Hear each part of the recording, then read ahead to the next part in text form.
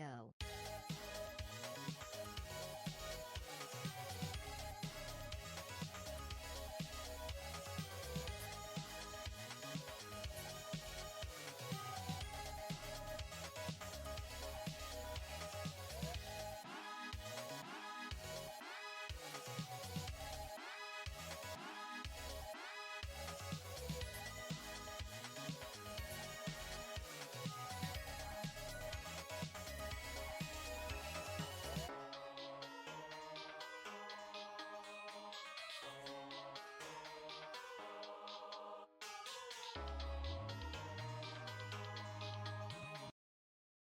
This on, and I think we are all set and ready to go.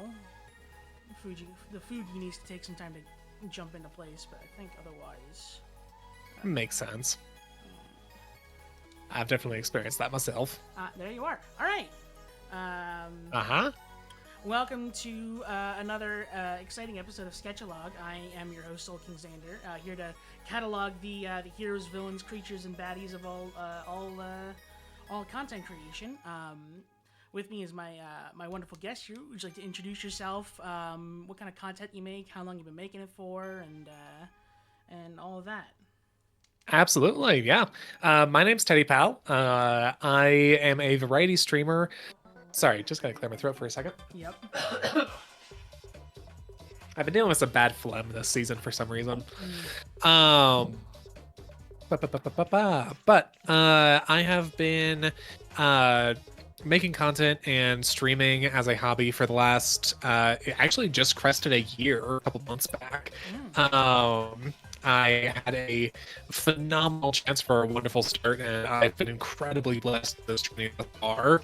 I play a variety of games. I also do some art as well on my stream. All of my emotes are, a vast majority of my emotes are all done by myself. I have one done by a friend.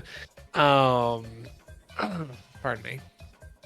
And I got started on Monster Hunter of all things. I played World and Wilds when it came out for, sorry. My apologies. No, it's fine. Let me do some water about that. That should be better. And recently I've been exploring different games. I have a Jesus. My apologies. Give me just one moment. Yeah, it's been a rough start of the season. Oh, okay, finally got something out of that. Jesus. My sincere apologies for the phlegm. But yeah, all told, I've just been holding this as a hobby and doing really just what I want out of it, and it's been great. That's awesome to hear. So how familiar are you with like VTubing and kind of wider community? Is this more of just a like anonymity thing with like just keeping like your face and whatnot hidden, or are you more of a are you like very familiar with VTubing and kind of VTubers in the wider sense? I am pretty familiar with VTubers in the larger sense. I started as a fan before I ever jumped into this streaming wise. But I understand the whole idol culture of it, and rationally get that, but that's not actually the main reasons why I chose to start VTubing with like a model and such. It did start as a anonymity thing, I'm not gonna lie. And I've recently been with therapy, which I'm a massive proponent for, and some self-discovery. I've been weighing how much it's based in a desire for anonymity or a desire just to not give opportunities to be rejected, I suppose would be the best way to put it. And that's just me being, brutally honest for the sake of honesty. Sure. You know, as far as why a VTuber.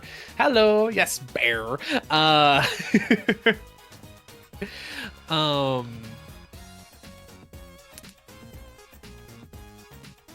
This probably would have been a good question to think about. It's a very basic question. But it started as an anonymity thing. I had a lot of interest in VTubers. They were a massive help for me, just as far as like content creators and, having a community built around a central figure helped me a lot through college and stuff. Probably not for the healthiest of reasons. I'm not gonna, lie about that. It's definitely turned a lot healthier as the years have gone by. But I wanted to, this character of mine I've had in my head for a long time. Actually, it started as a D&D OC as a potential like NPC to use in a game, and but I intentionally wanted to go with something autobiographical and something very personally invested. Not to blur the lines, but to, give myself some skin in the game, so to speak, some personal stock in it. Right. But to answer your very direct question, because I keep distracting myself and going off on tangents, which I'm certain you'll find with a lot of people you're talking to. As for why VTubing, I really enjoy the flexibility of it. I really enjoy, one perk that I greatly enjoy and did not think about for a long time. My room gets very hot when I'm streaming, and I don't need to worry about looking presentable. And so, I find it very plug and play, which I greatly enjoy. I don't need to worry about, oh, does my outfit look right? Does my hair look right? All of that. And I really appreciate those conveniences tied to it, Yeah. Plus, it's made it very easy to do like audience participation and channel redeems, like head pats and stuff, which I greatly appreciate as a viewer turned streamer. I greatly appreciated having those bits of audience participation. It's been really fun just to learn that whole side of things. So I know you mentioned it a little bit, but how did you come up with this design? You said it was an NPC for a game, yeah? Yeah, that's where it started. He's gone through a few different alterations, a few different iterations. He started as just a basic librarian NPC. I actually, my first draft of Teddy was actually on Hero Forge. Are you familiar with that software? Yeah. And it was just a idea I had rolling around in my head, and then I thought more about it and decided to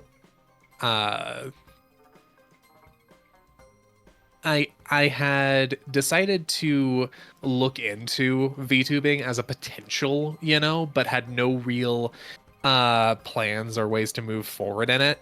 And I got an opportunity to of all things win a PNG tuber off of a raffle. Okay. Yeah, and that's actually where I got this Fugi you're looking at. Mhm. An artist by the name of Scissors Runner who did a truly phenomenal job. Um, and consistently does with everything she touches. It's great.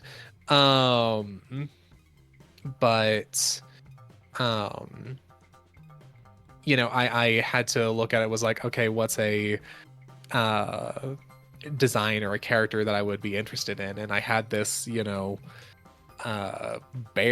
that I've been weighing in my head, and together, uh Scissors Runner and I, Sabrina and I, she's very comfortable using her real name. That's the only reason I do so.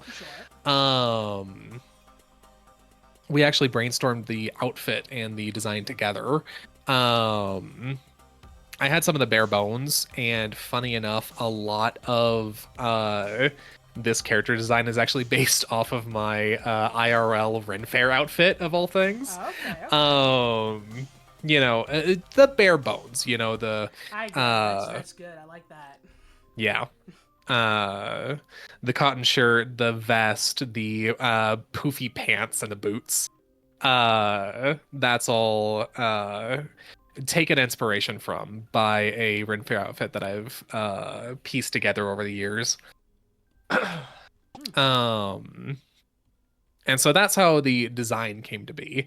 The character itself, as I said, I wanted to go a lot more autobiographical. I didn't want to come on here and go, "Hey guys, it's me, Duke Storm, the rampaging monster of the wastes, and keep this voice up for, hours upon hours upon hours." Just because I didn't want to put on that much of a facade, Right. um just personally. And I actually took the opportunity with Teddy and his lore to explore my own past. And, for a while, I had a rather negative, rather negative take on my circumstances that led me towards VTubing. Not towards VTubing like specifically, but more just where I'm at in life in general, because I was a university student going for mechanical engineering for a long time. And for a long time, that was like the plan, the capital P plan for my life. And for a long time, the original draft was actually that Teddy was a retired adventurer, and that he had taken a long sabbatical up in the mountains, but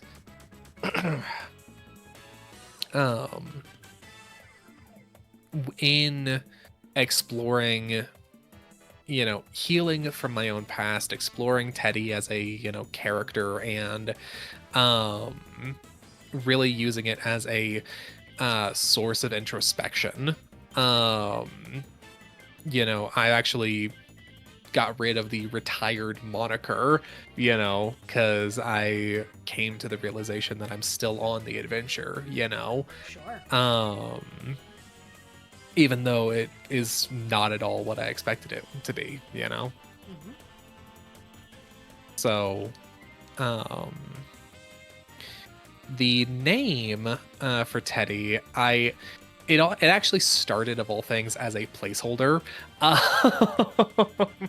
Yeah. Because I was like, oh yeah, no, I have this bear OC. I mean, I could call him Teddy, off of Teddy Bear, but that feels so basic. But as with all placeholder names in fiction, it just stuck, and he refused to be called anything else. And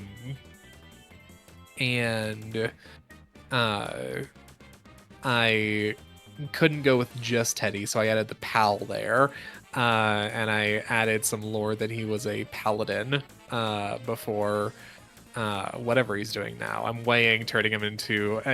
You caught me in a like transitional period with Teddy's lore where I'm looking at potentially making him one of those like high level merchants that is there just to humble the murder hobos. Right.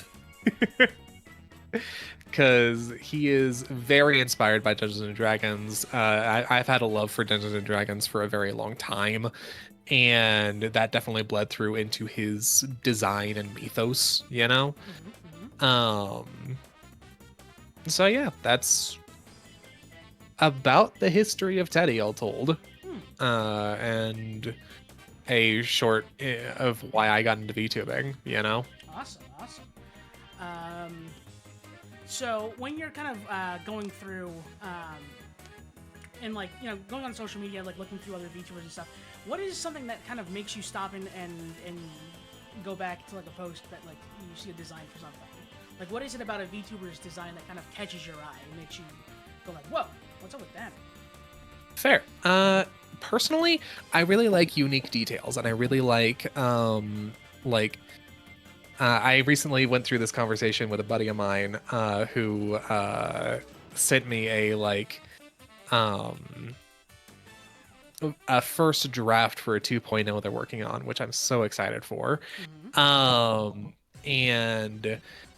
I realized, they were asking, oh, hey, what do you like about the design? What do you not like about the design? Asking for my genuine, input. And I took some time to really think about it, and I came up with, I really like designs that tell a story. I really like,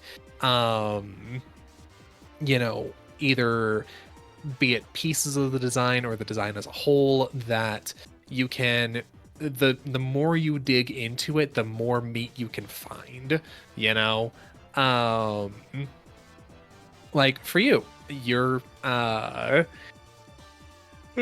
I can tell by the coat that and the turtleneck, you to colder climates. That alone is a detail that something. You cut out for a second there. Oh, fair. My apologies. No, but I was just talking about, your design, how you have that large fluffy coat. It's a mixture of simultaneously telling me that you frequent or prefer colder climates and that you prefer the finer things in life, The horns are a really neat detail, and I really want to ask you about those when we get to that segment. I would love to hear some the story behind your design and all that. And I really enjoy, I'm not going to lie and say I'm above this. Booba are an attraction, Sometimes the monkey brain does, come up. But what really, keeps my attention is designs that clearly have a lot of heart behind them. So yeah, that's what I'd say. Interesting. So say you just woke up back to the day you decided to become a VTuber, like all that, like a year ago or so, and that this whole year had just been one big dream, and would you want to do anything differently starting from that point? As far as VTubing, personally, a major thing that I would do is intentionally be more consistent. A lot of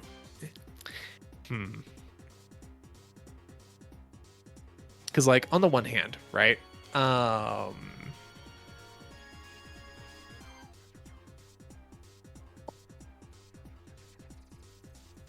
sorry, that's a heavier question. Just because, like, the past year, in my personal life, offline, has been incredibly stressful, Right. for various reasons. But as far as VTubing itself, I would definitely have more of an idea of how to do that Vroid model. But yeah, the biggest one is just consistency. You know, I had heard that was a major thing, you know, as far as content creation and all that, which I fully expected to be the case, but I did not fully anticipate how difficult that would be to actually maintain, and the benefits that would actually give. So if I had a redo of the year, biggest thing would just be keep making and maintaining a schedule that would actually serve me, you know. Right. And yeah. Yeah, that's definitely a very fair answer. What is it that you like most about streaming? Oh, I really, really enjoy the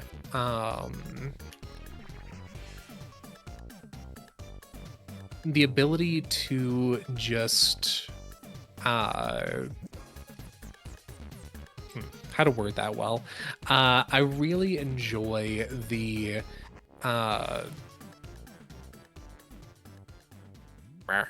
there's a word I'm looking for that is not coming. Fantastic.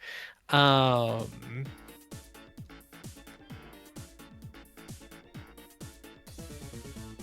really enjoy being able to just have a space where I can voice practically all of my opinions, and just have a space where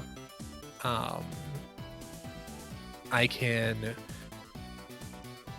let, you know, what is that? I really enjoy the diary aspect of it, where I can talk about my day and what is going on in my life while having a focus of an activity or a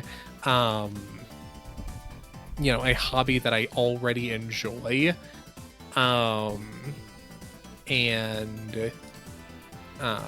can come out of my shell a bit more, you know. That's a major thing I really enjoy about it. And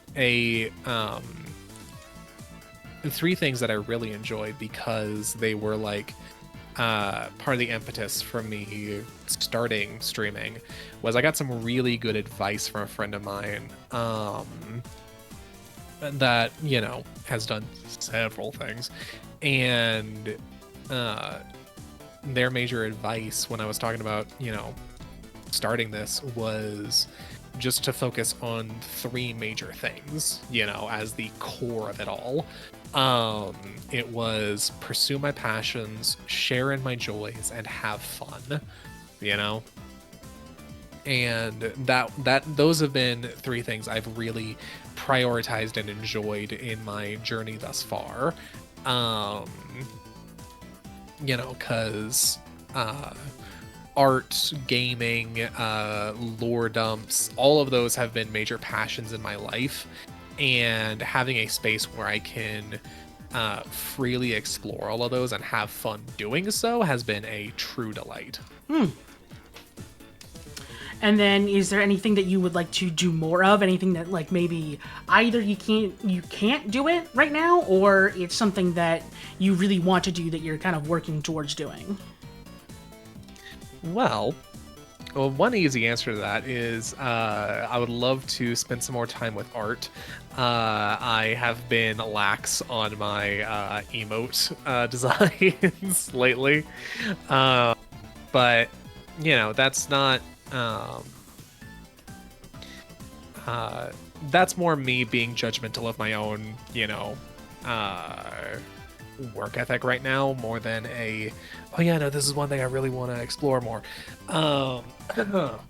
As far as your direct question of things I would love to explore more, I would love to have more of a consistent schedule specifically to allow for more collabs with people I admire and people I appreciate.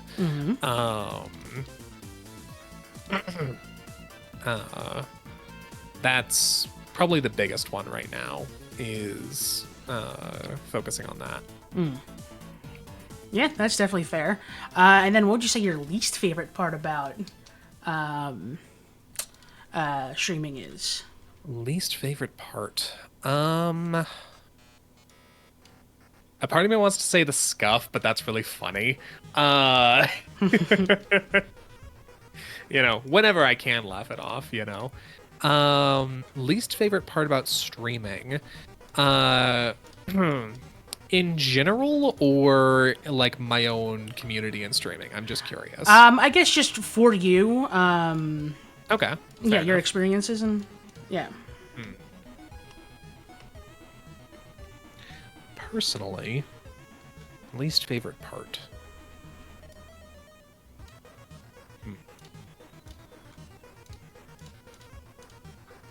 As I said, I'm tempted to say my own work ethic.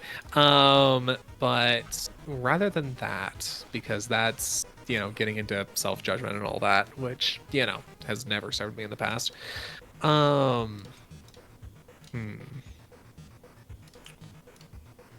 Least favorite. I would...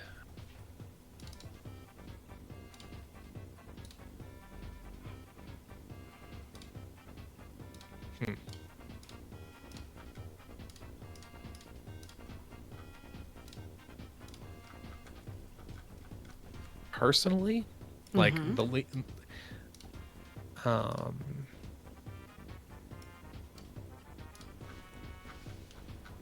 the fact that I more often than not put too many constraints and expectations on myself, I would have to say,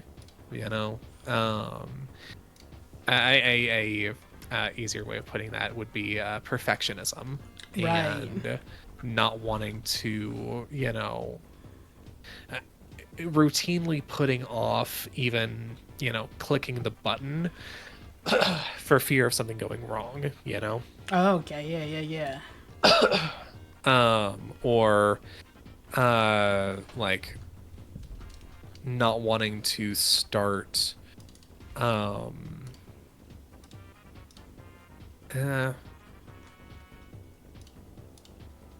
there is a temptation to be overly critical of myself and what I have done. Not in a like, oh, these are the specific mistakes that I made, but just in a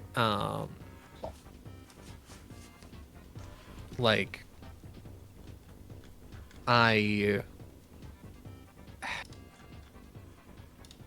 holding myself to a higher and higher and higher standard of what I'm doing, what I'm putting out, I judging myself for, my lack of or the quality of my streams, and yeah, okay.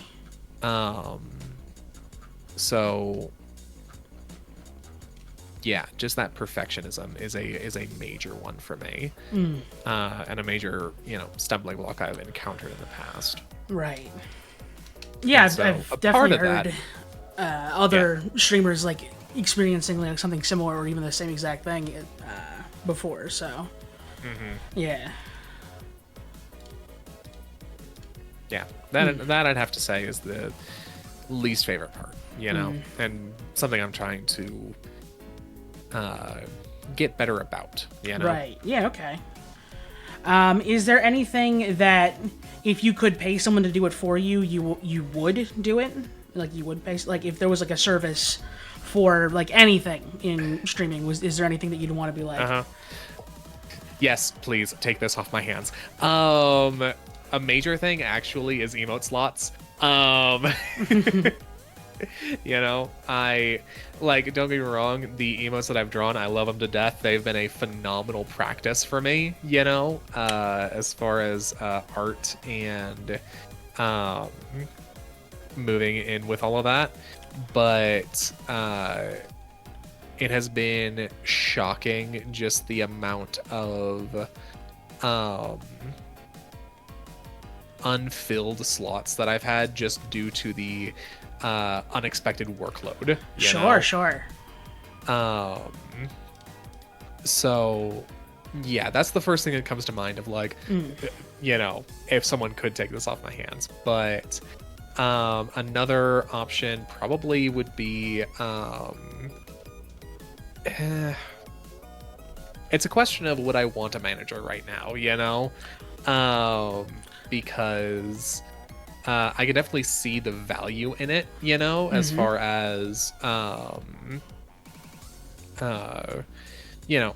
having more of a consistent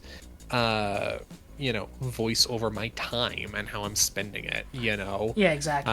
where my focus goes. But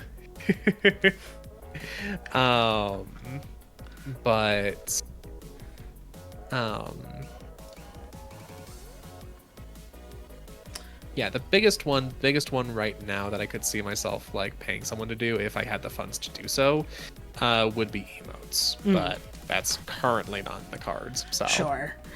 Far be it for me to be a shill, but the one of our chatters is actually an incredible emote artist, Kua. So if you are ever looking for somebody, she is top notch. Also, Sketchalog alumnus too. Love it. Yeah. Okay. Yeah, she's great. We're planning a stream together where where she teaches me how to use Live 2D. Oh, nice. Yeah. Yeah, she's awesome. Fantastic. There's the questions. With kind of going through like social media and whatnot, do you think having like a major social media presence is kind of necessary to like continuous growth, or do you think that a person can just kind of hop on it and like just hit stream every single like day or every however long they want to do it for and just grow naturally that way? I think a lot of social media I perceive as a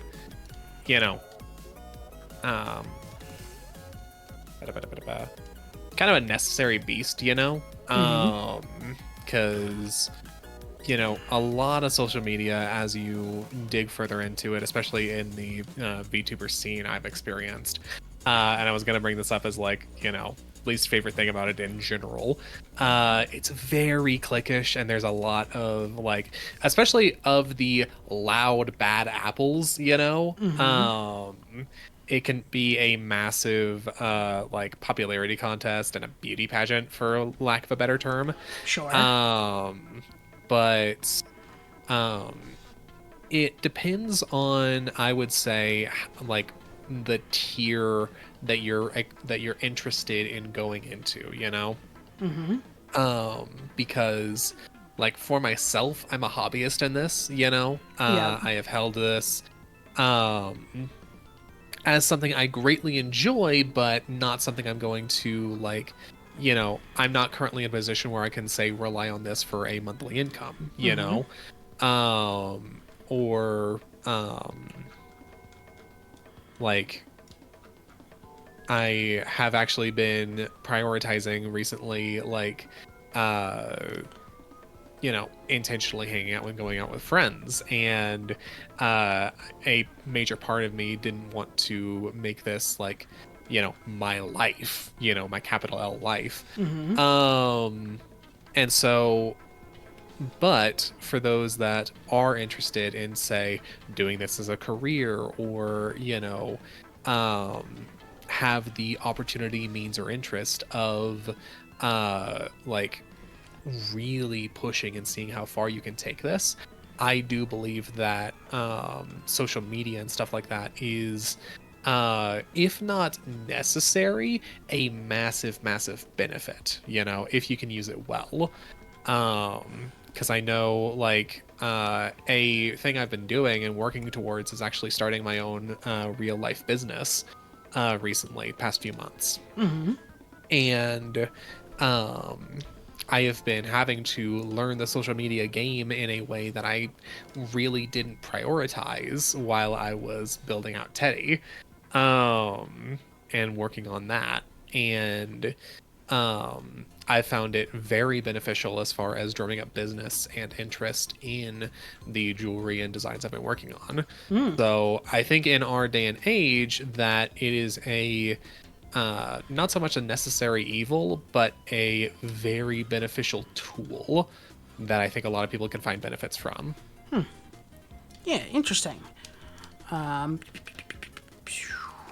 I know you say you play games on your channel. Is there anything that's on the top of your streaming bucket list? Anything that you really want to Streaming going? bucket list. One thing that I've held in my back pocket, and I've had like various things that have gotten in the way of this, but I'm closer to doing now than ever before, is a full Baldur's Gate 3 run. Okay. I've yet to actually do a dirge playthrough, and so doing that for the first time I think would be a fantastic thing for stream. I'm currently doing a Claire Obscure Expedition 33 and have been loving that. But one thing that I'm really looking forward to is I recently a friend gifted me the newest Castle Crashers DLC, Okay. where you can set up your own character as a crasher in the game, and I actually have I recently finished a character sheet for that for Teddy, and so getting a few friends together and playing through that sounds like a truly delightful time. Yeah, for sure. Do you have any games that are blacklisted on your channel, either because of you just don't want to play them, or you feel like you couldn't make good streaming content with them, anything like that? Well, not exactly blacklisted, but I have been I've thrown around the idea of like a Dark Souls playthrough, or like an Elder Ring, and personally, I don't know if I would do that. Not for like,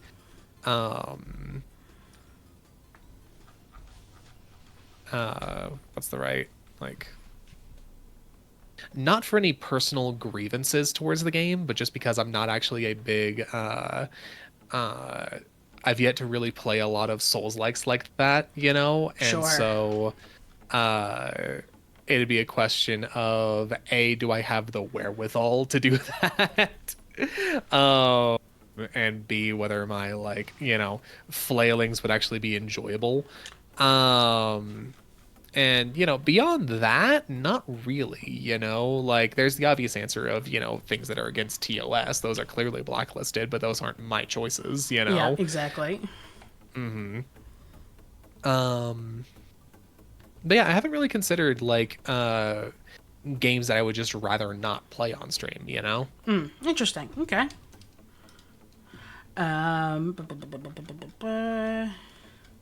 So, do you have an Oshi? And if so, who are they? Oshi. Well, probably the closest thing I have to an Oshi would be my gateway VTuber, as I call her. And that would be Prin, if you're familiar. She is a variety streamer, a succubus-inspired character, and just I have been in like her community as a member for like several name changes on Twitch, and when I was talking about that time where having that community built around a central figure, how that helped me through like college and stuff. That's what I was talking about. Prin has been a massive inspiration for me and a massive like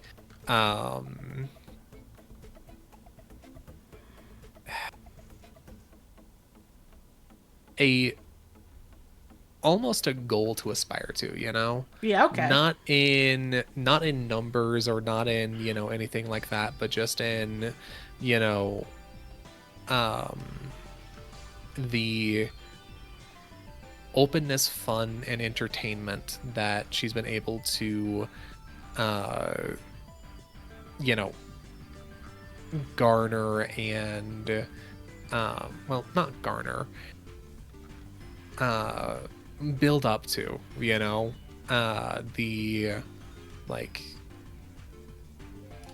um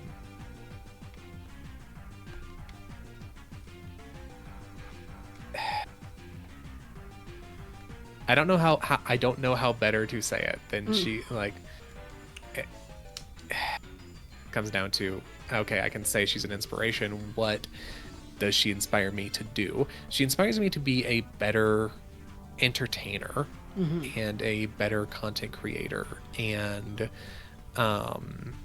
to seek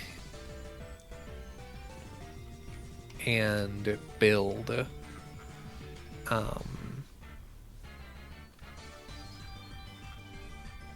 just a better community and a better way of expressing myself. And she's been a true inspiration in just being myself and letting those that,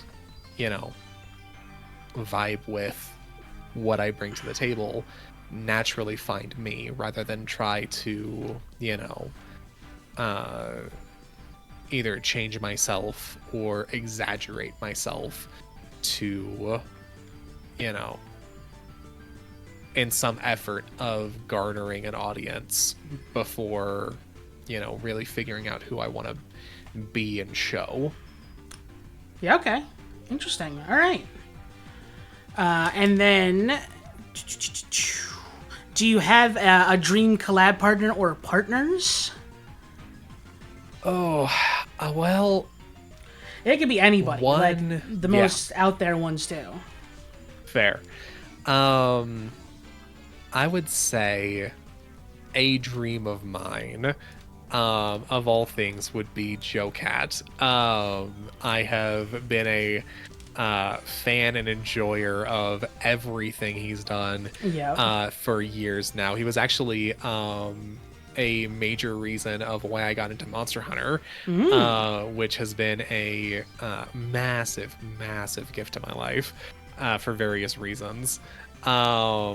It's how I met some of my best friends right now, and was a godsend during the pandemic. Just having that, space where I could, just tap in, get a distraction, and intentionally hang out with my brother and a new buddy. And so, yeah, Joke has one of my bigger, like, dream collab partners. Yeah. I don't know if you're aware of this or not, but he was actually on the show a few weeks ago. Oh, really? I missed that. Okay, fantastic. Yeah. He's great. Definitely like, you like the kind of person he like, just like displays himself as he just is. He's just a super cool guy.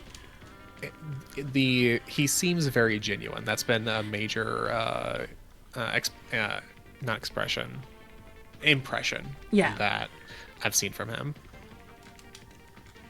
Yeah, definitely. Do you have any like from an audience perspective, do you have a dream collab you'd want to see, like 2 or more creators like working together on something? That's a good question.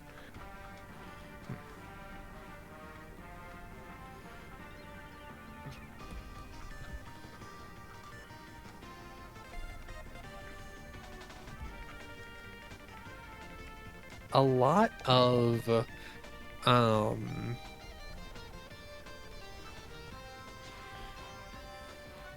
a lot of the streamers I frequent actually like I find streamers through other streamers, and so a lot of them have already like, either had or uh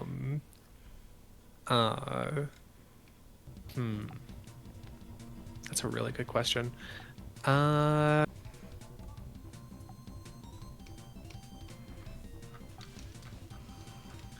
oh, okay. So um this is like uh of all things unrelated to VTubing, but a like one thing I would love to see, just because of the like and it's the only thing that's really coming to mind of like this would be fantastic. Are you familiar with like Dropout's Game Changer and Whose Line Is It Anyway? Yep. I would love, like, not even really a performance, but just the opportunity to like be a fly on the wall if Sam Reich ever got to meet like Colin Mockery or you know those folks from you know uh Whose Line Is It Anyway, just because I know that has been such an inspiration, for everything he's doing right now. Like, I don't know if that's the answer you're looking for, but that's that's perfect. Yeah. Next question. Who would you put on the Mount Rushmore of VTubing? Like the four that kind of stand above the rest that you think are. Okay. Yeah. I hear what you're saying. I hear what you're putting down. I mean, pardon me. For like, I would say impact, an easy shoe-in would be Iron Mouse. Like, I can't think of a single VTuber, at least of the like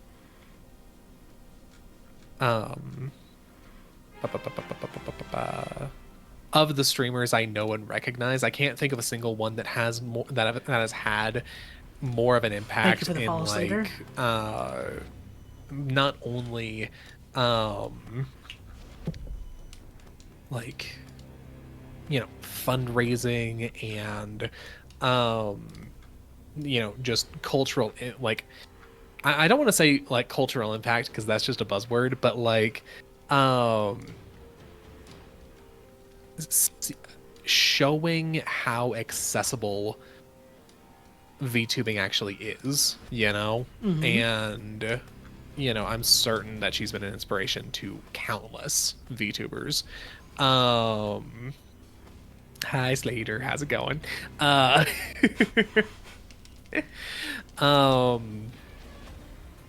But let's see here. So definitely Iron Mouse, I would say, as part of the Mount Rushmore. But funny enough, I'm actually not that versed in like VTuber history of like VShojo and stuff. Though I do know enough through seeing, discourse and the popularity contests and all that VShojo's kind of going down the crapper right now. But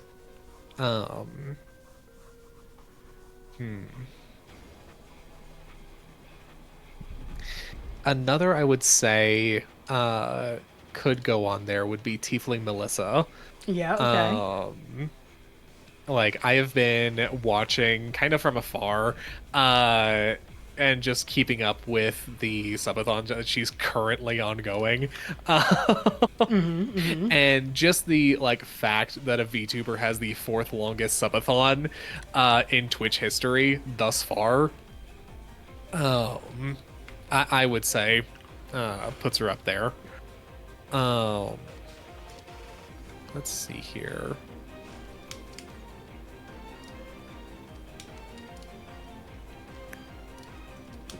Oh,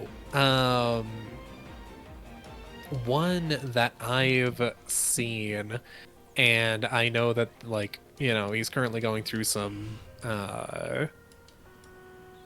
um troubles, but just for the fact of like how like integrated and how much he has helped me find other VTubers and been like this, social butterfly in the scene. I would say Takahata 101. I would put up there, Mm-hmm. Yeah, fair. And let's see here. Number 4, One Day Me. But There is a Teddy on Mount Rushmore, so you know. there is, but ooh, do I go for sentiment? Because I could absolutely put my model mama Scissors Runner up there.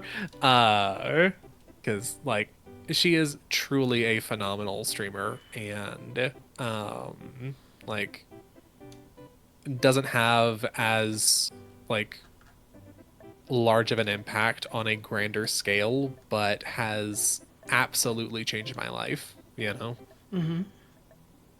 Um, Yeah, it's definitely fair. yeah. So yeah, that's my Mount Rushmore. It's very sporadic and very loosey goosey, but yeah. Yeah, that's fine. Bu- bu- bu- bu- bu.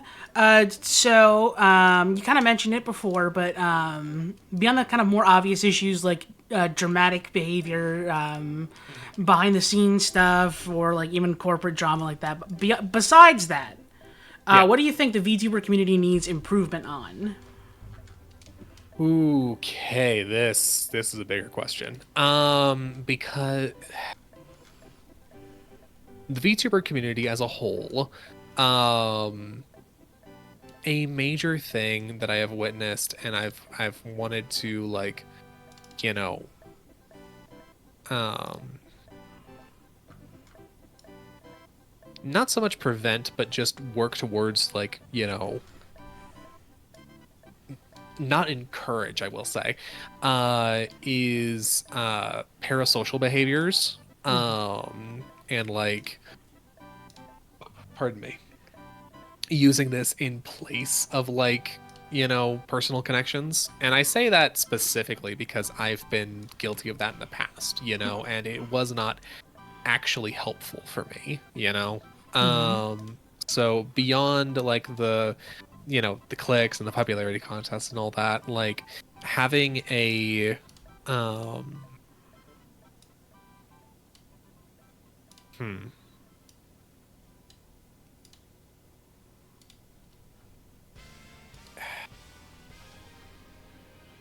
VTuber community, not only like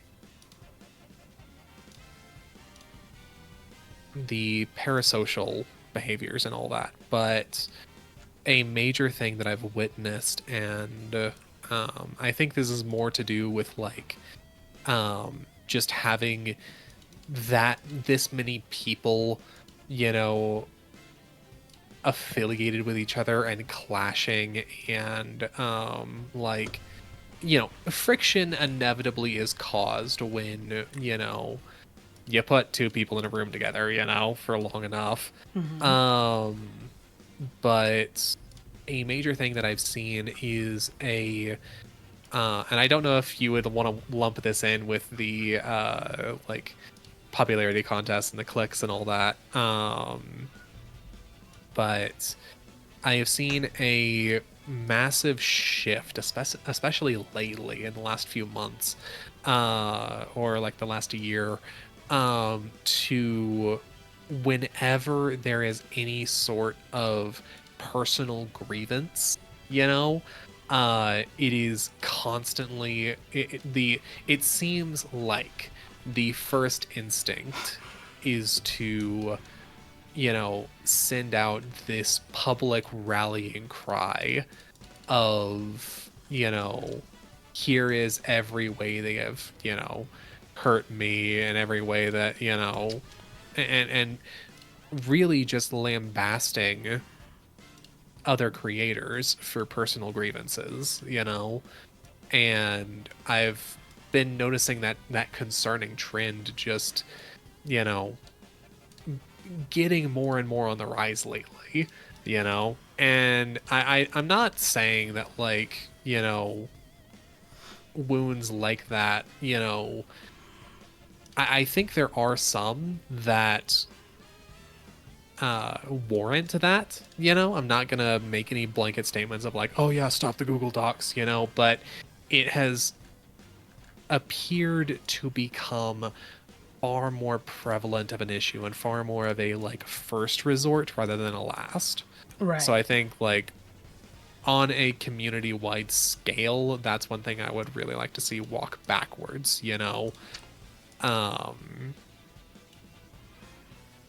so yeah. Yeah, interesting.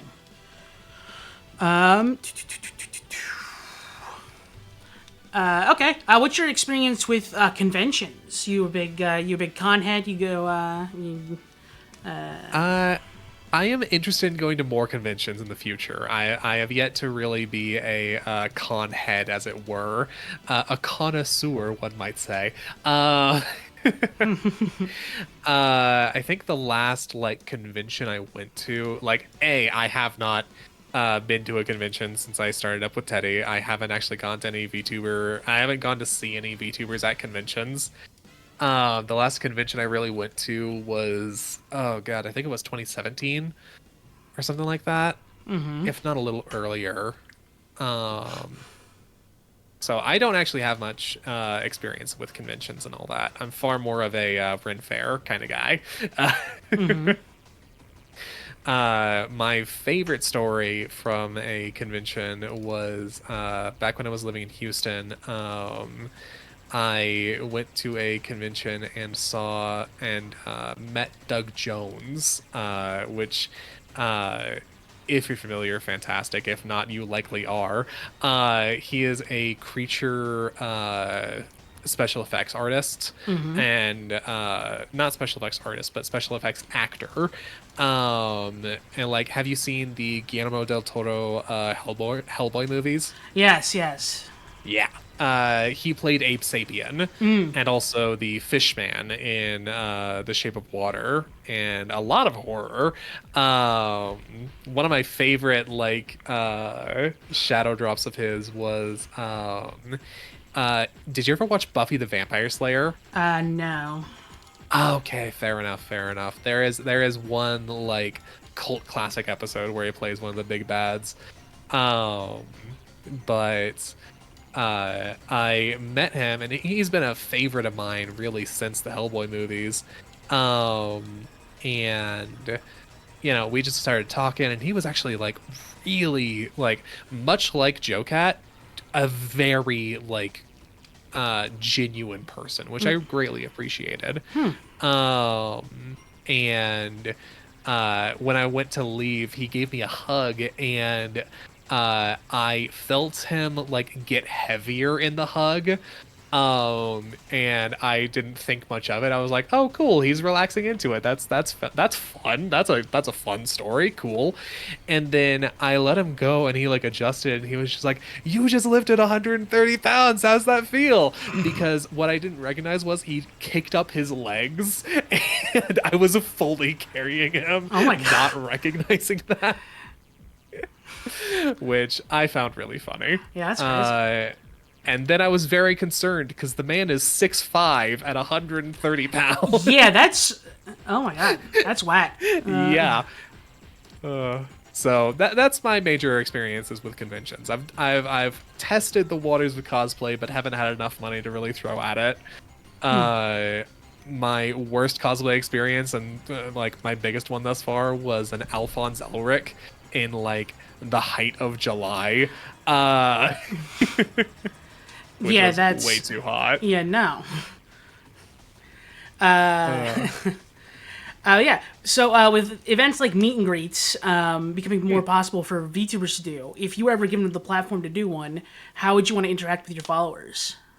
I've actually thought about that a little bit. I have been weighing the whole anonymity thing, because like just as far as starting a business, I've recognized like I've had to come to terms with whether I have an actual interest in like maintaining the facade of just being a bear on the internet, or if it's a like uh bigger issue of like not wanting to give a space for rejection or anything like that.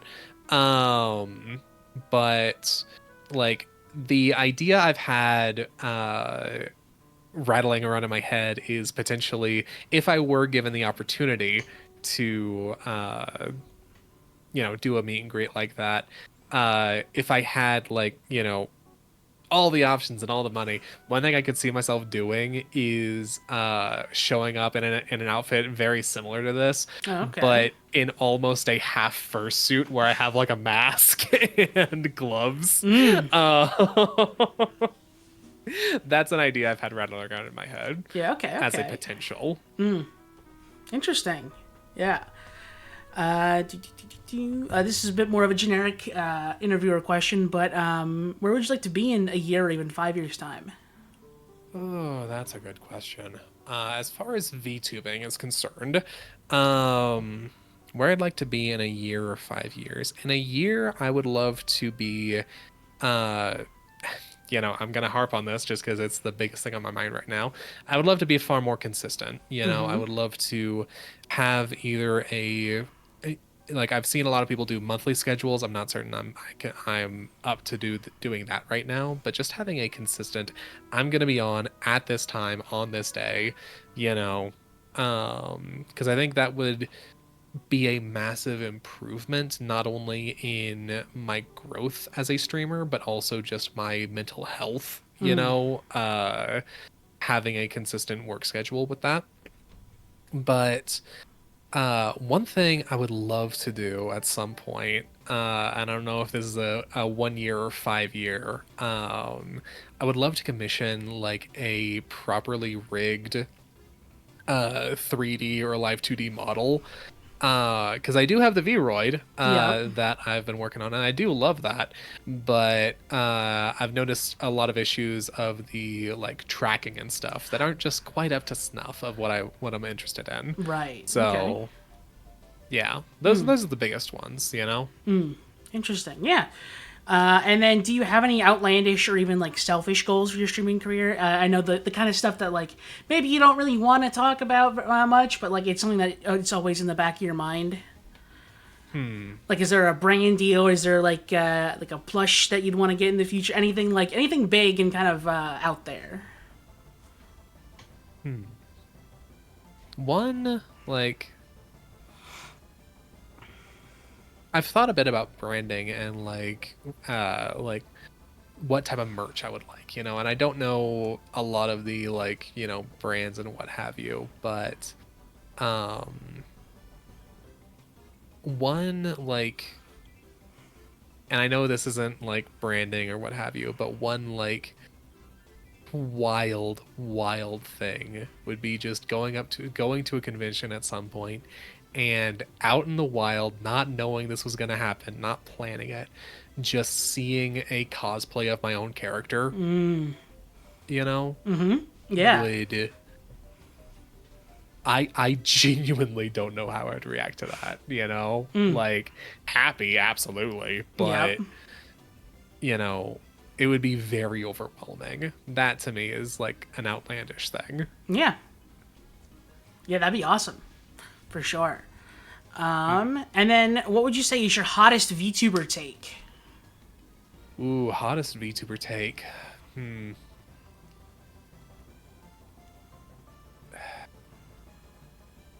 I think it comes back to the whole like Google Doc thing of just a lot of the fucking uh drama is very unnecessary and very reminiscent of high school. Yep. It's just like, as someone who has dealt with a lot of high school drama in my life, well into college, uh, I can assure you, a lot of it is not that serious. Right. I don't know if that's a hot take, but it's a take I'm gonna take. Right. Yeah, that's definitely a good one. So next is the content lightning round. This is I will give you a popular kind of VTuber content, and I want your gut feeling about them, either coming from the perspective of someone making the content or someone who is consuming the content. Bet. No thoughts, just words. Yep. All right. Reaction videos, Overhyped. song covers, Really good. and then original music as well. Has a much nicher audience, but still really good. Okay, okay. Various, like the marathons, your donathons, subathons, fallathons, those kinds of things. In moderation, fantastic. If done too much, greedy. And then onto the And I mean frequently. Not, Right, you yeah. know, too long. and then onto the gaming lightning round. Competitive games, anything with like a ranked mode, like Marvel Rivals. Way or too League. sweaty. Way too sweaty. A lot. Yeah. Speedrunning. All right. Not my cup of tea, but all right. I absolutely see the value in it. Yeah.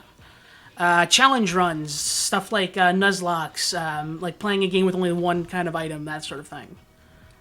Real talk, I'm not certain how many people are actually into that type of gaming or use it as clickbait. Interesting. Okay.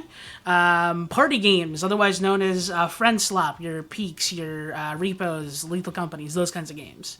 Love them. Fantastic chance for VTubers to go lab. And then full plays, like playing through the entirety of a game over the course of several streams.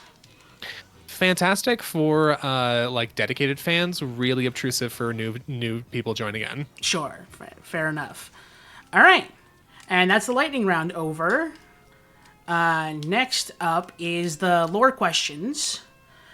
So, do you prefer VTuber lore to be more simple or more detailed? I like lore to be detailed. Just in general, like I, both as a content creator and as a fan, I enjoy, like, speaking as a creator and not just a VTuber, but as I said, I've played a lot of Dungeons and Dragons. I've been in the hobby for about 18 years at this point. And I definitely prioritize lore and character motivations whenever I go into a roleplay session. And so I really enjoy having lore to dig into and lore to keep up with, I do find the memes really funny of, like, the three King Ghidorah heads of, like, the VTuber lore, the VTuber, like, design, and then it's the VTuber personality,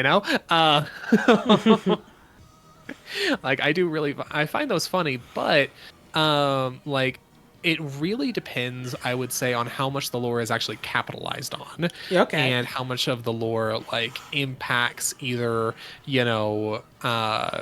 marathons or like debut announcements or like song covers. Like, I know like videos, longer form videos by the creator, because I know, like, Tiefling Melissa, I would say, is a fantastic source of inspiration as far as how the lore is integrated into the character and the performance, both as a D&D streamer and having that be her lore setting, and also her backgrounds being very apothecary and alchemist based. I really enjoy how she integrates all of that. And Yeah, so that's the long and short of it. It's a fantastic garnish that can add a lot of depth to streaming. Yeah, definitely. How do you feel about VTubers being in character, tying their streaming personalities to the lore? It's not my cup of tea personally. You know, I far more prefer streamers that don't feel like they're just putting up a facade. You know, and all that. But I absolutely see the appeal of it. Don't get me wrong. You know, like I'm trying to think of.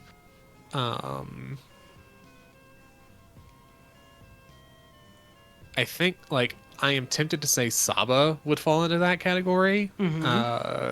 But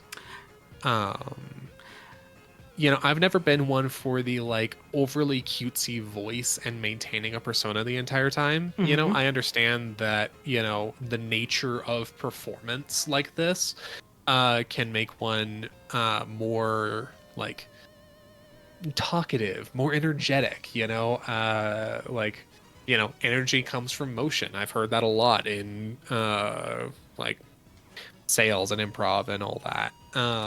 And it's very, very true, you know. I know for myself, I talk a lot more on stream, you know, than I do in a public setting. Yeah. But that's just nature of the beast. I'm not doing a character. I am just, you know, this is me when I am streaming, you know. I'm not going, so yeah, this is Teddy. You know, he talks in this gruff voice. So he's a very tortured soul, you know, and really puts a lot of emphasis and weight on his words. You know, he references the nights under the verdant moon, camping out, all of that. I see the appeal of it. It is not my cup of tea and not something I partake in. Yeah, definitely. Fair enough. Because yeah, much much like you, there was a period of time, I think about early last year, where I was thinking about rebranding into something a bit different, and I was thinking about for the character I wanted to play. In quotes, that he would have like a certain voice to him, and then I was like, I don't want to fucking do that all the time. That's not, no, absolutely not. And I kept going with this guy, but yeah, I was like, I had that same thing of like, I do not want to bother with this. Yeah. Yeah, exactly. What do you believe are important aspects to making lore for oneself? Well, I went a little. I think I went pretty against the grain, because I intentionally made Teddy's lore rather autobiographical and self-referential. Like, you know, it goes down to the design. I have the same piercing locations as the character. Okay. Not the exact same style of piercings, though that would be fun to get at some point. But I wanted a character that I could feel close to and could, you know, simultaneously just be a fun, more a like fun mouthpiece to speak just as myself from, rather than a character to try and keep in mind. Very similar to our last conversation, or last question. So I don't know the like trends of, you know, what other people seek as far or look for as far as lore. But I decided to, you know, go with the character, and I referenced a lot of my own life with the lore, you know, giving it a fantasy twist, as it were. So that was my focus. Not certain if that should be I'm not certain if other people would benefit from that, but that was my focus. Yeah. Okay. And speaking of that, would you like to give us maybe your elevator pitch of your lore, just the bare essentials? Absolutely. Well, the bare essentials of Teddy's lore were that he was raised to be an adventurer from a very young age, and didn't really see another way of doing life beyond that. And in seeking a like higher goal of like clearing a dungeon and marking his name in history, he actually disregarded the like his own personal why of it, and never made a proper party, and relied on things like a Pathfinder Society-esque thing to get better, and eventually reached a point where he could no longer do that. Being cursed into a werebear was part of that, and recently had an opportunity to leave that life behind, and joined up with a party of adventurers roaming in the mountains. And when he's not hunting or doing quests, he likes to play stupid games on his computer. Yeah, all right, awesome. And did you have like everything kind of planned out, or have you been kind of adding things as you've been going along with this whole journey of yours? I, as I said, I had an opportunity to get this model from a raffle, and that absolutely pushed me to make a much more polished start than I probably would have otherwise.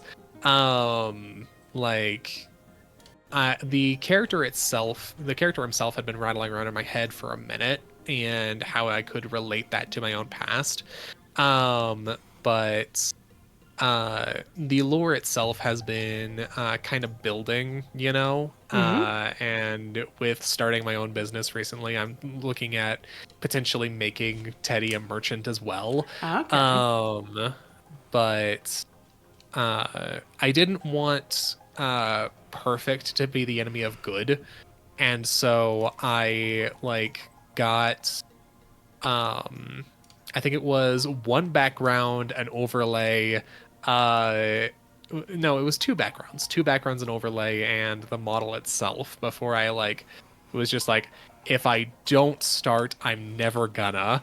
Uh, so I remember I clicked start streaming before I was ready on a random Tuesday. Like, thankfully I had some discords I was already in with other VTuber fans, and I was able to go, hey, I'm doing this, hi, come check me out, and it worked. Yeah. As I said, I've been incredibly blessed through all of this, and I still don't have all my emotes set up. So it's a mixed bag of preparation and flying by the seat of my pants. Sure, definitely. That is a wrap on all of my structured questions that I have written down. So as per usual, I always like to pass on the interviewer mic over to my guest and allow them to ask me any questions. Sounds good. Let me just grab that. Fantastic. Well, a big one that I have been curious about. How'd you get started with VTubing? What brought you to this wild, wacky world? So it was very much a thing of I wanted to make content for the internet because I was like a tween teen during like the big like PewDiePie Markiplier era, and it like YouTubers have like always been quote unquote cool as far as I can remember. So like wanting to do that has always been kind of a thing for me. And I think around 2017, I made a video for, oh god, this is, he is a anime YouTuber called Tekking 101. He had I yeah. think I recognize that name. He makes a lot of Bleach and One Piece content. Okay. Yep. Yeah, he was doing a video contest for, I think it was like a My Hero Academia theory, maybe. it's been like forever since since that happened. But yeah, he was doing like that, and I made a video for that, and I was like, damn, this is like not this. Well, this is like not awful. I don't hate doing this. Yeah. And then a year later, I think I made a review for the second My Hero Academia movie, and because I had a lot to say about it. I didn't. Yeah. Spoiler alert: I didn't like it. Oh my god. Yeah. And I used what one could perceive as a PNG tuber. I guess back then it was just like an avatar or whatever that it was just like a thing. It was like a PNG of a character that I basically just made to look like myself. Yeah. And yeah, it was awful. It was terrible. But I already had the kind of that like thing, and then I saw it was Corone that I saw doing stuff, and I was like, oh shit, this is like a thing you can like do. Like people can just like do this. And that kind of was what started me on doing like looking into VTubing and stuff like that. Fantastic. Yeah. Solid. Well, a question that came to mind earlier today. What is your like worst possible outcome as far as VTubing? Like a year down the road, what is like one thing you fear about your content journey? I think I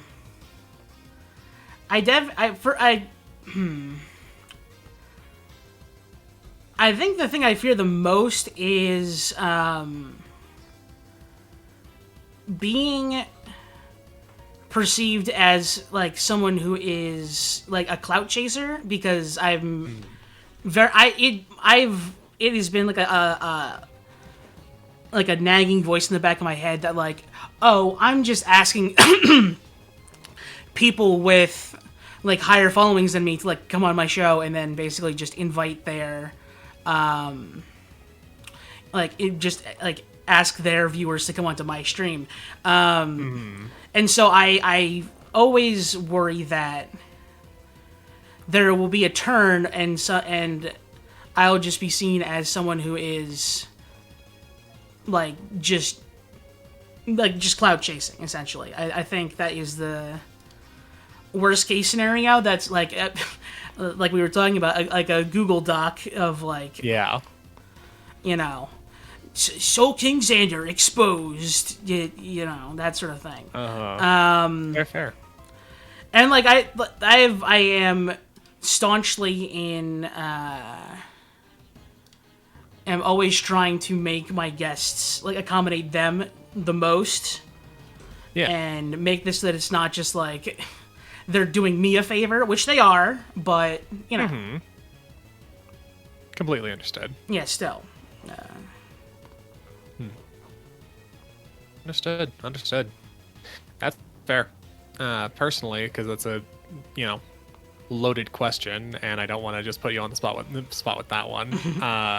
One of my deeper fears is that like a year or two down the road, I'll just wake up and think or realize that this has all just been a waste of time. Yeah, that's very fair. But I did want to ask about your design, how you came up with it. What was the thought process there, especially with the lava lamp horns?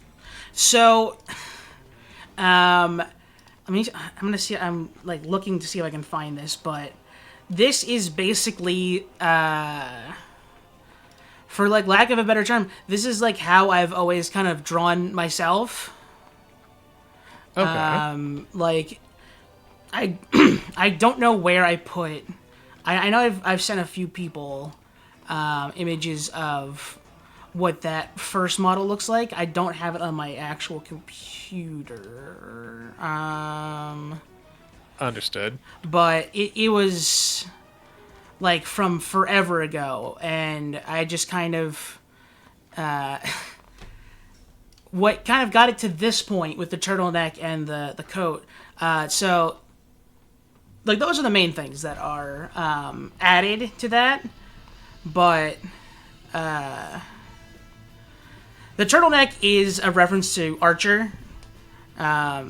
Okay. Yeah. Because he loves his tactical turtlenecks. Love it. The coat is, I think, like around when I was like first like thinking about designs and stuff. I really liked. I saw this really sick like concept for knight armor that had like a fur lining around the collar, and I love that. That's always so sick. And then the coat is like that comes from like all of my favorite like pro tags and stuff, like Dante from Devil May Cry, Travis Touchdown from No More Heroes. I am a sucker for a good like duster coat. Hell yeah. Same here. The horns is, I don't know exactly where it came from. I think it was partially it's the Kirby Crackle from like Marvel Comics. Okay. Yeah. Okay. I see that. Yeah. And I think I just wanted an excuse to make them be. Oh, here I fucking found it. It was just like an excuse to like show like energy and stuff coursing around in them, and I was like, oh, they're crystals, and it's like, yeah, that's 20. Okay, yeah. 2018, yeah. Very Soul King inspired. Yeah. Exactly. And then the shape of the horns, and also these. I don't know if you've seen my actual model, but my funny hands with the claws on them. Those come from Disgaea. It is a JRPG series that's a little bit more tactics focused than like random encounters and stuff. Okay. But yeah, they have the main character of 5 has like claw hands like that, and I was like, that's pretty sick. And one of the generic monster units, I think it's the Succubus.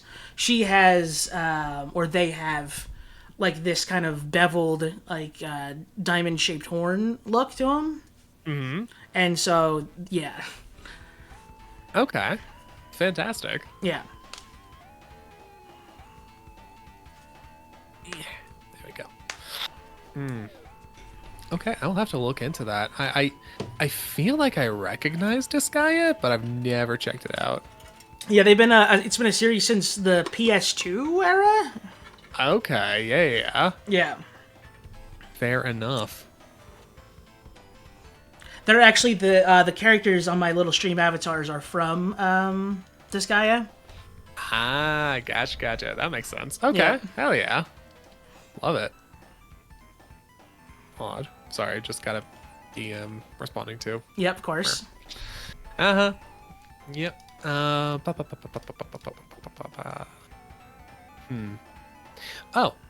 here's one that I wanted to throw back at you. As far as your journey and where you want to take it. What is a like lofty or outlandish dream of yours as far as be it branding or content or what have you? I'm very. What's a dream of yours? I'm very glad this is the one that you decided to throw back at me because I want my own Nendroid. Nice. Okay. I think it's never ever gonna happen, but I so want an Nendroid really bad.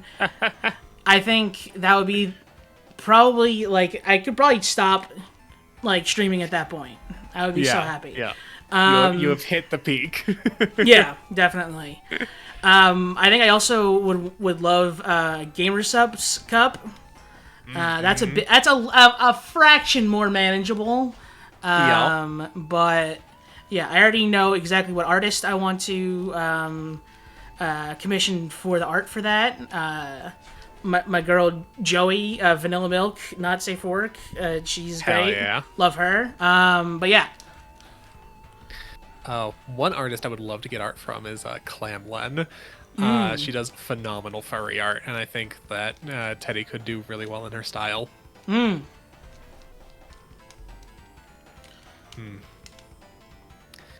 yeah, trying to think of like a lot of my brain just turned off, especially after the lightning round.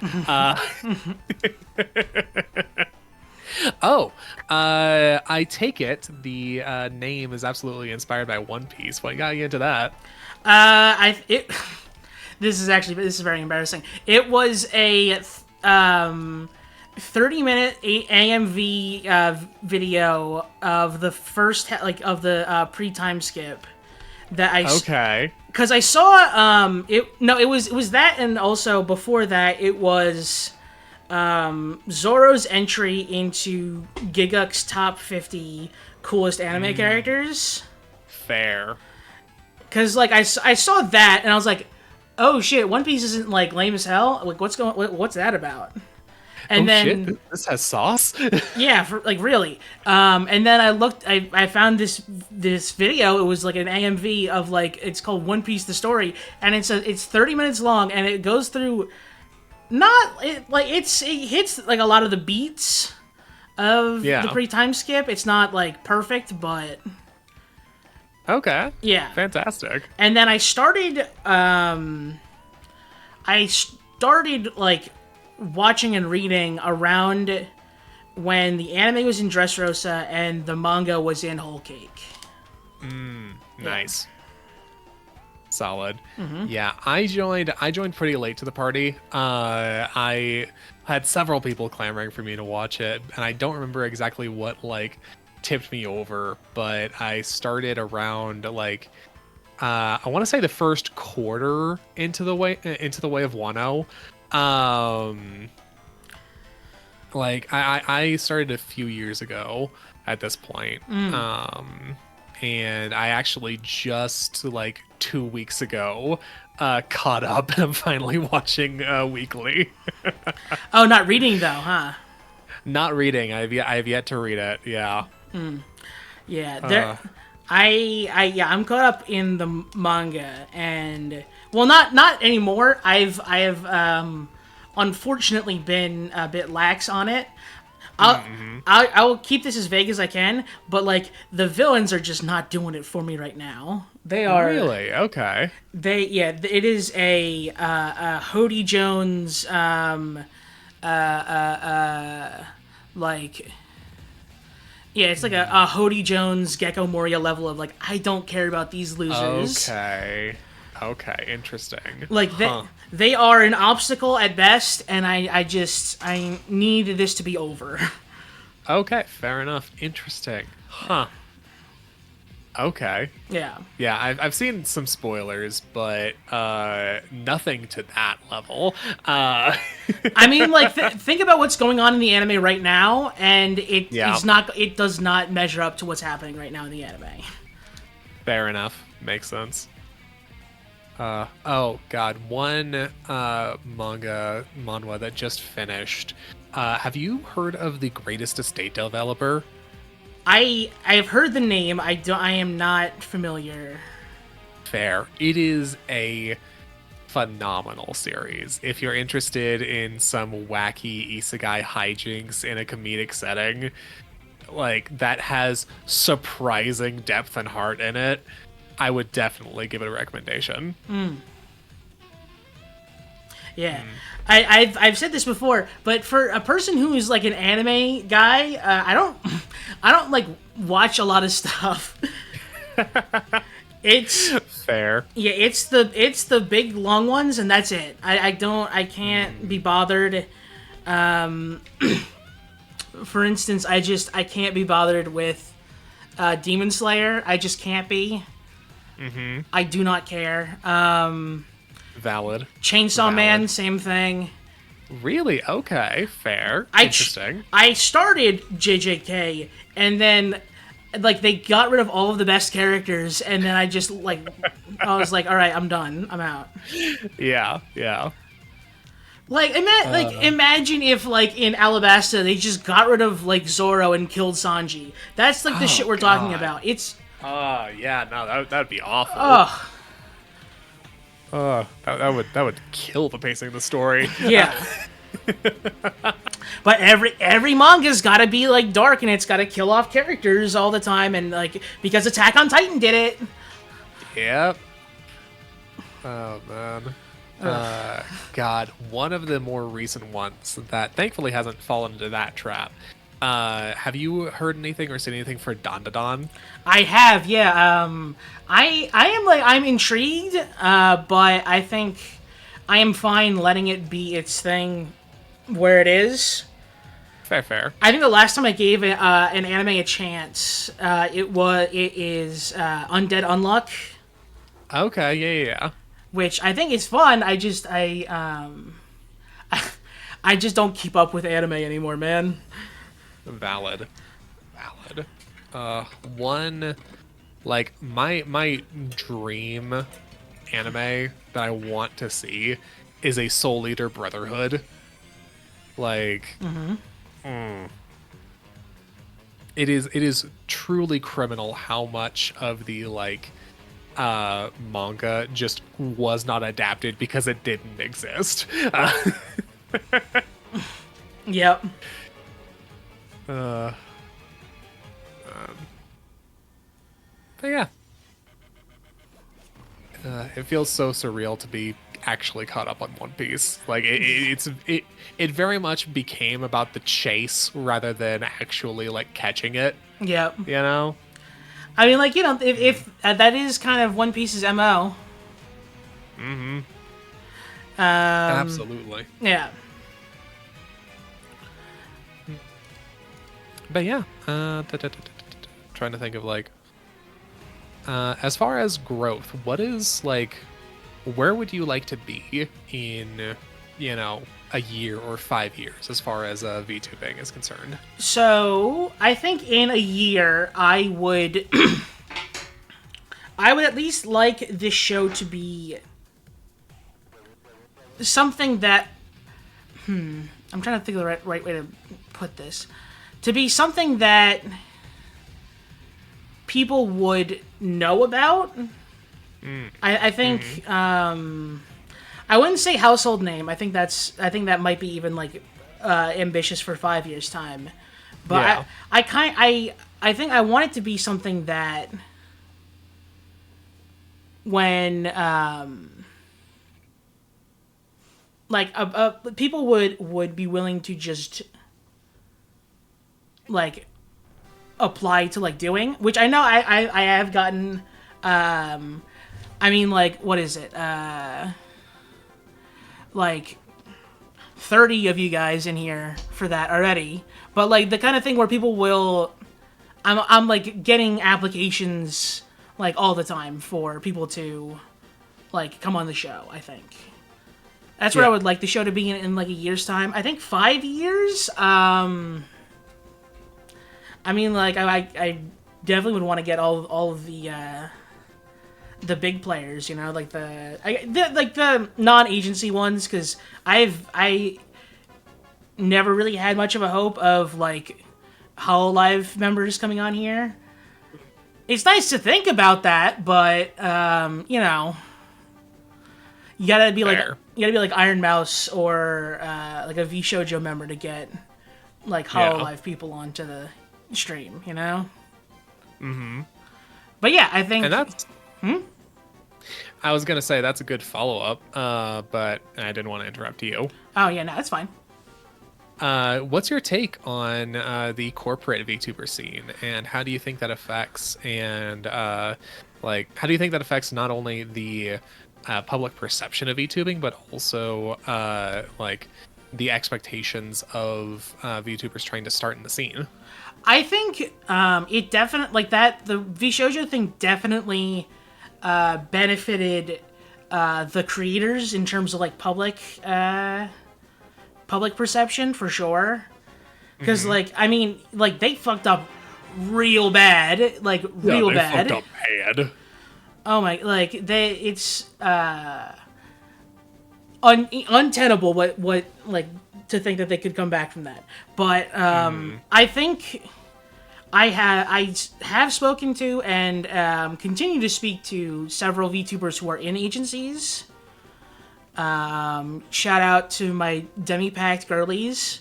Hell yeah. But and like they have nothing but like good things to say about that. I know that Okay. they have gotten some guff from being agency VTubers. I think that's mostly just like again the very loud minority of like folks who are kind of crawling out of the woodwork to just like say a thing and like be a Yeah. dick to somebody, but it still is like happened, and but I think it's definitely a thing of, while it's not good that it happened, it benefited like the individual more, because for one, people are going to be more cautious of getting into like applying to agencies and stuff like that, and Totally fair. also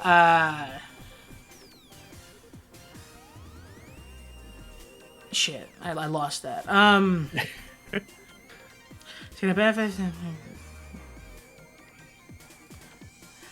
I think, yeah, okay, I got it. It shows like the suits who are like bankrolling VTuber agencies that they can't just like money their way out of trouble. Yeah. Like, because I feel, I mean, like, obviously, like, VShojo was huge. Like, anybody who knew VTubers knew VShojo. Like, they were Yeah. the name. And they just, like, they tried throwing money at the problem and it didn't work. And, like, just... and so I think it... Hopefully it showed, like, the corporate types that they need to, like, care about what they're doing, or else they're gonna, like, crash and burn as well. Yeah. Obviously, it doesn't work like that, and rich people are just gonna do whatever they want to do. But Yeah. that, like, the too big to fail thing isn't applicable for VTuber agencies. Yeah. So, yeah. I have in mind that too big to fail just isn't a thing, and it's a lot of false equivalencies and survivorship bias. Because I'm certain there have been a lot of Walmarts that have tried to do the same shitty shit. But yeah, trying to think of another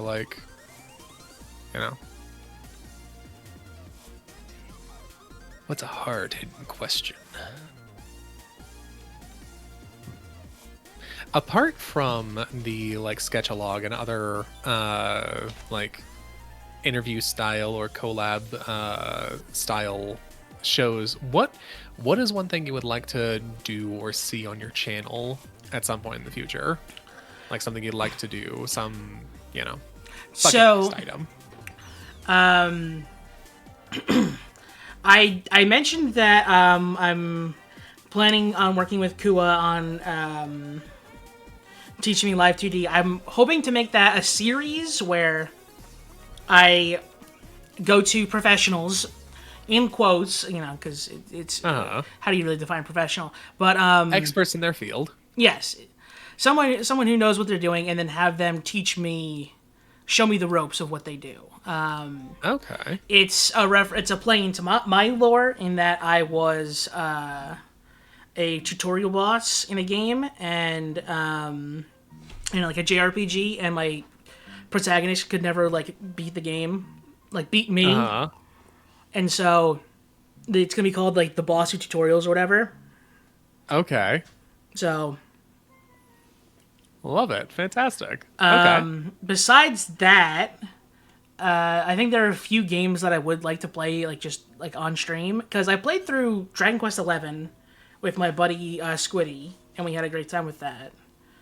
I would like to play Metal Gear Solid 3 on stream at some point.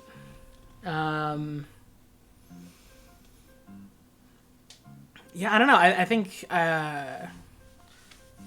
besides like doing the interview show and then like the tutorial thing, I think nothing specific comes to mind. Okay. Like I'm always down to like run up a game of Peak, or I would love to play Monster Hunter with a group of people on stream, but yeah, it's nothing like structured as these two shows. Makes sense. Makes sense. One of these days, I'm looking forward to getting back into Monster Hunter. Something broke with the latest title update, and it literally won't open. Oh damn! That oh, man. Yeah, Wilds, it crashes as soon as the like title screen drops. It's rough. But yeah, okay, fantastic. I am coming up with a blank of like, I didn't have a lot of structured questions already pulled together. So yeah, I think that's the end of my list. All right, great. So with that being the end of your list, I will give you the floor, so to speak, to plug whatever you want to plug. Tell the people where they can find you, what you got going on, that sort of thing. If you have any, I don't know, if you have any affiliate links to anything, if you have any sites or storefronts that you wanna talk about. I know you said you have a business that you're starting up right now. Plug away. Yeah. This is it's that part where Sean Evans points to all the cameras and tells them to plug their stuff. Hell yeah, love it. All right, fantastic. Well, as I said before, my name is Teddy Pal. You can find me on Twitch under, I believe it's TeddyPal_VT. And I very much stream whenever I feel like it at this point. I don't have a set schedule, which is one thing I've talked about. But one thing I do have going on, I have an Etsy shop in the link in the chat there. It is called Iron Root Jewelers. It is where my brother and I have gone into business making our own jewelry, and it's been a dream of mine for about a decade to actually run a shop like this. And I've been incredibly blessed to be able to pursue this as what I want to be making me money right now. So if you wouldn't mind checking that out, I would greatly appreciate it. We do have a sale going on until the 15th of October, 15th of this month. So if you want to jump in on that, that's probably the best time to do so. I'm trying to think of, I don't really have any upcoming events planned as far as streaming stuff, but I do have a personal Discord where I make an effort to put any I should set up a card at some point, so I can just drop that. But you can find that through my Twitter or my... I don't think I have that. I don't know, whatever. I am well-versed in plugging my own stuff, as you can clearly see. Yeah. So yeah, that's the biggest thing right now that I have going on is the Iron Root that I have starting up. So yeah, if you're interested in both fine jewelry, wacky times, and supporting your local werebear, you can find me on Twitch. You can find me on Discord. You can find me on Twitter as well for updates and just general goings on of what I'm doing offline. Yeah. Awesome. That's Great. my plug. Okie doke. And then let's. Where are we going to send the? Where are we going to raid these viewers to? Who do we? That is a wonderful question. Keith-san. Hmm.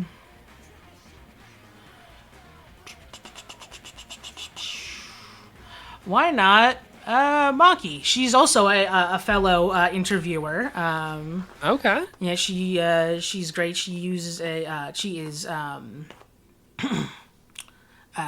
she's physically mute, and so she uses a text to speech thing, kind of like Zentreya. But Okay, fantastic. yeah, she's great. She's currently interviewing Cocoon Dragoon. So let's toss you guys over to her. Fantastic. Yeah. All right. Well, thank you so much for this time, Xander. I deeply, deeply appreciate it. And thank you for coming on. Yeah, definitely. 100%. Thank you for opening the space. I deeply appreciate it. All right. And I have been watching. The sketch looks phenomenal. Thank you so much, man. Yeah. All right. That has been Teddy Pal on Sketchalog. Let's send you guys over. Okay. Fantastic. That is stream.